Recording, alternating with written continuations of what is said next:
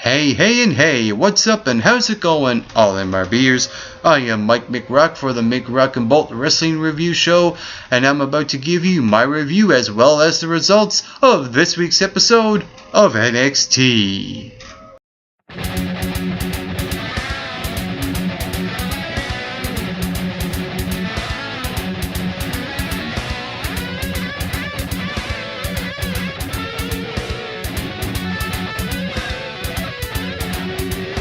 So this episode of NXT kicked off with Mojo Rawley going one-on-one with CJ Parker.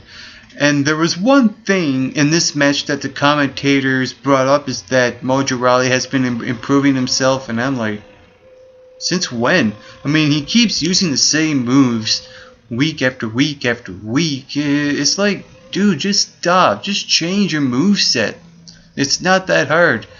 And what happened was that they pretty much treated CJ Parker like a jobber throughout this entire horrible match, I thought it was, to kick off NXT. And you have a guy whose gimmick works with the fans as a babyface, and you have a guy that you have just turned heel like CJ Parker, and then you have the guy squashing the babyface, squashing the heel. And they're coming off with this whole CJ Parker turning heel, and really, where is he gonna go with it anyway? To me, it just feels like NXT, if he does go up to the WWE, they're just going to treat him like a jobber, like they do with 3MB. And I just lost hope now for CJ Parker. And what happened was that Mojo Rawley won the match, Stinger Splash, the rear view, and then the earthquake finisher, and I'm like, oh, this match was awful, and they need to change Mojo Rawley's not only finisher but his moveset very quickly. This was a bad opener for NXT, and this was telling me where this show was going. But it kind of turned in its own kind of way. It was weird. It was overall an okay show, and I'll explain that later on, because there were 5 matches on this card and they were very short. And with that being said, to me this just made an okay show. When you have, say if you have 4 matches on NXT and they turn out to be good, they're quality matches, they're a bit longer, that makes a good show where they have good flow. But this show just had one too many matches, and it felt like they're just rushing the show along just to get this match out of the way, and then put in this match again to get that match out of the way, and then put in this match to get that match out of the way, and then so on and so on. So it just felt like that throughout this entire episode. And moving on, we get to see Xavier Woods versus Tyler Breeze, and again, very short match. Quick work of Tyler Breeze going over Xavier Woods, and this was a match that I thought that was actually going pretty well. It could have been a lot longer than it was to see the full potential of both guys. And I think, to me, Tyler Breeze shouldn't change his finisher. The spinning heel kick, it's just a basic move. It's nothing really special. It's nothing that pops out that is a finisher. It just feels like a signature building up to a finisher, and I think that's what they need to change with Tyler Breeze. But the gimmick is there. It goes over. He's like a mesh of Dolph Ziggler and Fandango, and I see potential with this guy as well. Speaking of potential, we have Corey Graves come out. He has a one-on-one match with Yoshi Tatsu, and let's just start the hashtag Save Yoshi Tatsu.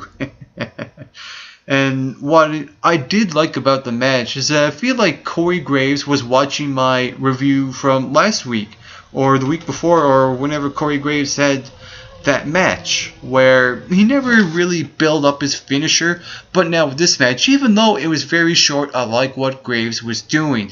He was applying pressure to Yoshi's leg, building up his finishing maneuver.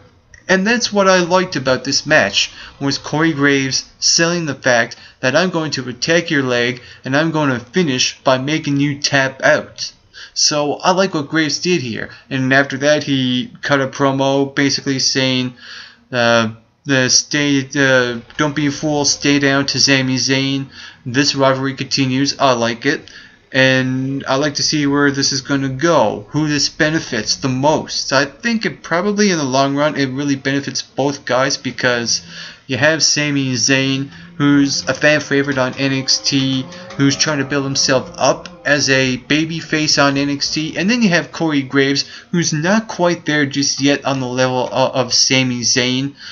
So I like to see where this goes. He does have potential. I'm not sure what he's supposed to be quite yet. Maybe this bad boy type of gimmick, but I'm still unsure of it. So I like to see more of promo work from Corey Graves and a little bit more wrestling, so I can see a little bit more build up to his finisher, applying pressure to the leg and stuff like that. And that stuff I really did enjoy from Corey Graves on his match with Yoshi Tatsu on NXT this week.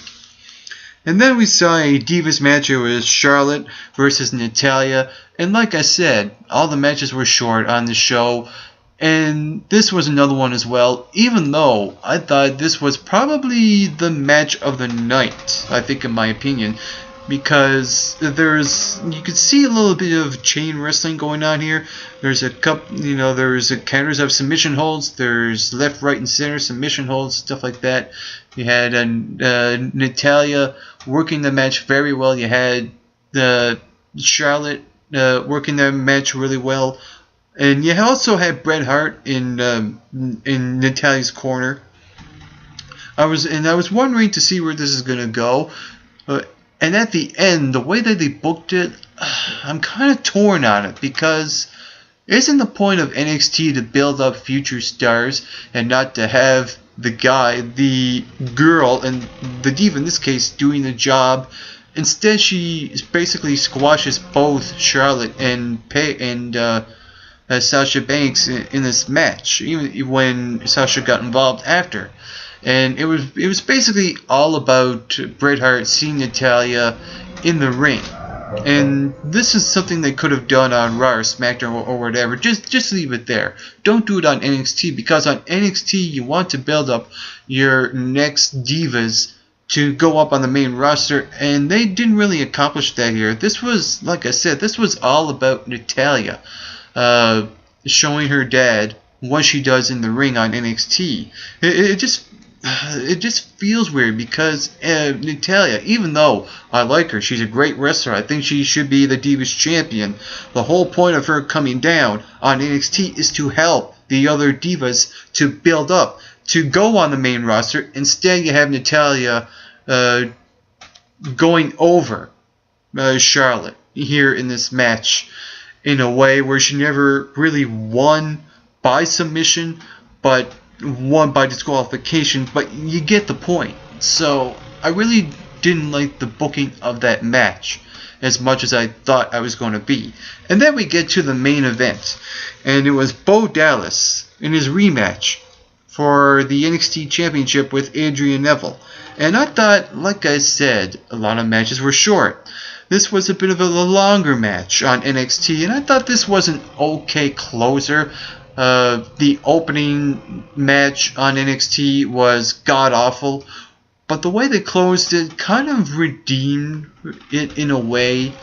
And what it did accomplish was Adrian Neville pulling off this reverse 450, this new move, and the commentators mentioning Adrian Neville using a new move in his repertoire.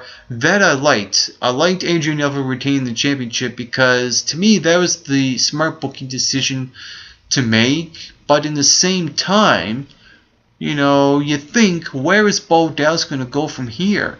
So I'm kind of torn.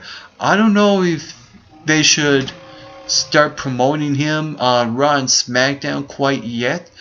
I'm on the fence of it, because of the whole idea of Bo Dallas probably interacting with his brother. I think they should leave those two separately. I'm just not sure where this whole career of Bo Dallas is going to go. It might go downhill from here. I don't know if he's just going to linger on NXT. We'll see. But to me, right now it just feels like there's no real contender, even though Bo Dallas, this was his rematch, and we all knew that he wasn't going to win. This was a very predictable match. It was just okay. The one thing that I think, the one thing to me that I got out of it is that there's no real contender right now for the NXT Championship, and I think the NXT needs to work on building up some of the heels to take on Adrian Neville, the top babyface on NXT, to face him to put in a rivalry for the NXT Championship, and that's what they need to do. And hopefully they do build up some heel, any heel at all, even if it's Tyler Breeze, for that matter, to put him in there. Even though he's not there quite yet, I like to see something happen and just boost up a heel. You could put Aiden English in there, and that'd be great. Put him in with Adrian Neville for him to take on the NXT Championship. And to me, this was also another show where we never got to see the Ascension again. This is the second week in a row, and I hope next week we do get to see the Ascension to establish the tag team division on NXT. And overall, like I said, this was an okay show. 5 quick short matches on the card just made just an okay show. And like I said, if I were to give a rating of this show, I would probably give it a 6.5 out of 10. It wasn't really the best NXT episode. It was the same as last week, but NXT Arrival, ever since NXT Arrival happened, every week after that, it just never really quite lived up to NXT Arrival, and it's a shame, really, because they started promoting NXT on the WWE Network. It got that reboot, but it never really followed through after Arrival, and I'm very concerned of that. And hopefully next week's episode of NXT redeems all that, and let's bring this back up to light. Let's give a better quality show to have longer matches, not so many matches, but to have enough matches on the show where it doesn't feel like too much. And if you saw this episode of NXT, what did you think about it? Whatever you thought, comment below, let me know. While you're at it, you can hit that subscribe button down below this video. You can follow MIB Wrestling on Twitter, and you can like us on Facebook at the Make Rock and Bolt Wrestling Review Show. And on a final note, to all you viewers watching, get plenty of rest and always do your best.